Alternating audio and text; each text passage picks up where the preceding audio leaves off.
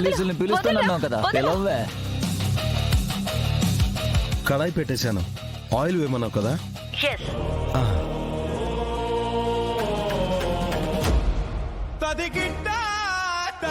Oil కూడా వేసేసా. ఆ oil వేడయ్యేదాకా stove ని సిమ్ లోనే పెట్టు. ఓకే. నువ్వు లైన్ లోనే ఉండు. Okay madam. ఏంటి వదలరా, తెగ వదలరా. గింజుకుంటున్నావు? ఎవరినో పిలుస్తానన్నావుగా, పిలు. కేదార్, ఆ, ఇక్కడ కొంతమంది కుర్రాళ్ళు మేనర్స్ మర్చిపోయి బిహేవ్ చేస్తున్నారు. వాళ్ళకి నేను వెళ్ళి కొంచెం గుర్తు చేయాలి. అప్పటి వరకు నేను ప్రాసెస్ ఫోన్ లో చెప్తుంటా, నువ్వు వంట చేస్తావా? Okay madam. ఆయిల్ వేడెక్కగానే అక్కడే చెక్క, బిర్యానీ ఆకు, లవంగాలు అన్ని కలిపి ఒక చిన్న ప్లేట్ లో పెట్టాను కదా, మ్, అవన్నీ ఆయిల్లో వేసి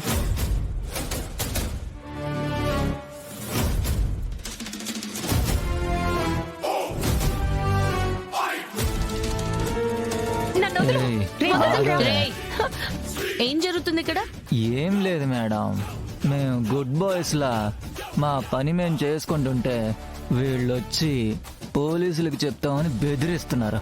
అది తప్పు, అలా చేయకూడదు అని చెప్తున్నా. చెయ్యొద్దలరా, వదులు,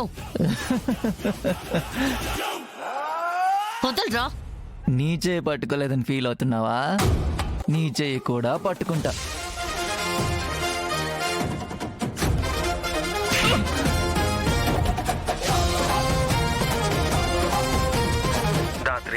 చిన్న పిల్లలు, అందులోనూ మత్తులో ఉన్నారు, కొంచెం చూసుకుని కొట్టు. నెక్స్ట్ ఏం చేయాలి? కట్ చేసుకుని పెట్టుకున్నాం కదా ఆనియన్స్, అవి వేసి ఫ్రై చేసి దంచి అల్లం వెల్లుల్లి పేస్ట్ అందులో వేసి కాసేపు ఫ్రై చేయి. ఓకే. అక్క, మీ కొత్తిమీర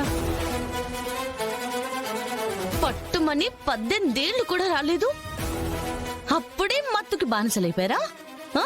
ఏయ్!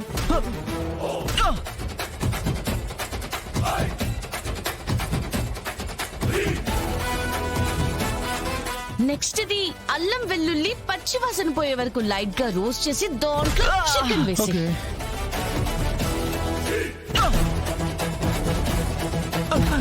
Sorry madam. ఇంకోసారి చేయండి మేడం.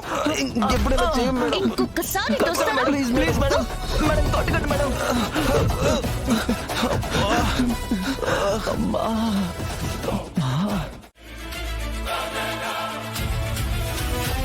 ఎంగేజ్మెంట్ చెడగొట్టడానికి మొగుడు పెళ్ళాలు ప్లాన్ చేసుకుంటారనుకుంటే ఇద్దరు ముందుండి పనులు చేస్తున్నారేంటత్తయ్య? పనులు చేస్తా ఉన్నట్టు నటిస్తూ ఏదైనా ప్లాన్ చేస్తా ఉండారంటావా అమ్మీ? నాకు అదే అనిపిస్తోంది అత్తయ్య. అది ఎంగేజ్మెంట్ కి దూరంగా ఉంటే ఏం చేస్తుందో కనిపెట్టొచ్చు. ఇలా కల్పించుకుని పనులు చేసుకుంటూ పోతుంటే ఎప్పుడు ఏం ప్లాన్ చేస్తుందో కూడా మనం కనిపెట్టలేం. ఏంటి, మన అపోజిట్ టీం మనల్నే చూస్తున్నట్టున్నారు? నీ ప్లాన్ వర్కౌట్ అయినట్టుంది దాత్రి. ప్లాన్లు వేయకుండా పనులెందుకు చేస్తున్నామో అర్థం కాక పిచ్చోళ్ళై ఎంగేజ్మెంట్ అయ్యే వరకు మన చుట్టూరా తిరుగుతుంటారు. పెళ్లి కొడుకు వాళ్ళు స్టార్ట్ అయ్యారంటావా దాత్రి? వాళ్ళు ఇక్కడికి రావడం, మనం కొట్టేసిన కోటి వల్ల వాళ్ళల్లో వాళ్ళు కొట్టుకొని అందరి ముందు వాళ్ళే నిజం బయట పెడతారు. Perfect plan Dhatri. అవును, రమ్య వాళ్ళు డీలర్స్ తో టచ్ లోకి వెళ్లారంటావా దాత్రి? కేదార్, రమ్య కిరణ్ పికప్ కి వెళ్తున్నారు. నేను కాల్లో ఉండి వాళ్ళిద్దరికి ఇన్స్ట్రక్షన్స్ ఇస్తానని చెప్పాను. సరే దాత్రి, నేను వెళ్ళి భోజనాలు రెడీ అయ్యాయో లేదో చూస్తాను. వెళ్ళు.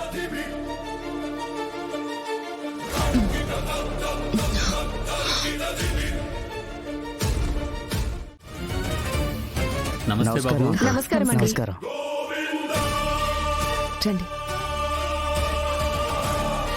లోపలికి రండి. అమ్మీ, మీరు లోపలికి పోండి. పెళ్లి కొడుక్కి ఓ 4 ఫోటోలు తీపించుకొని వస్తాము. సరే. ఓ ఫోటోగ్రాఫరు, ఇట్రా. కోటి తెచ్చుండావా? లేదు, వేసుకొని వచ్చాను. కొట్టినానంటే కోటిలో పడతావు. మర్యాదగా మీరు కొట్టేసిన కోటి తిరిగి ఇచ్చేయండి. మీరు కొట్టినా తిట్టినా మా దగ్గర నుంచి తీసుకున్న కోటి తిరిగి ఇవ్వకపోతే కౌశికి మేడంకి నిజం మొత్తం చెప్పేస్తా. ఏయ్, ఏంటి బెదిరిస్తున్నావా? హ్మ్.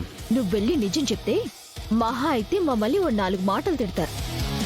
మరి మిమ్మల్ని ఏం చేస్తారో తెలుసా? మోసం చేశారని పోలీసుల్ని పిలిచి అరెస్ట్ చేపిస్తారు. ఏంటి మేడం ఇది?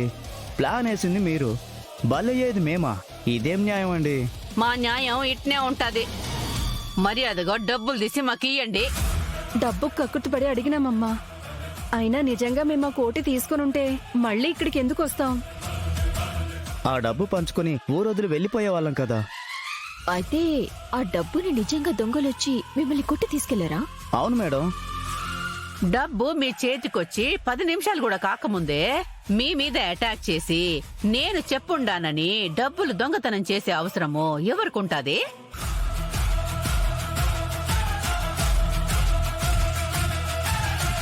ఇంకెవరికత్తయ్య? ఆ జగదాత్రి కేదార్లకే ఉంటుంది కదా.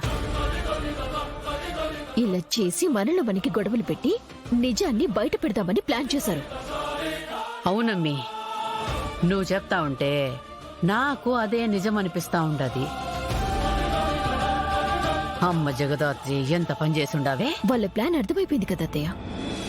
ఇంక వాళ్ళు పెళ్లి ఆపలేరు. మరి ఆ కోటి సంగతి ఏందమ్మి?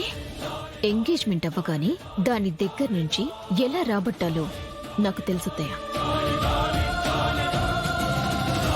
హలో, ఇప్పటి వరకు మీరు ఎన్ని పొరపాట్లు చేసినా మేము కవర్ చేస్తూ వచ్చాం. ఒక్క 2 గంటలు ఎవ్వరికీ అనుమానం రాకుండా బిహేవ్ చేయండి. మరి ఆ కోటి సంగతి? వద్దులేండి మేడం, లోపలికి వెళ్దాం. వద్దులేండి. పదండి.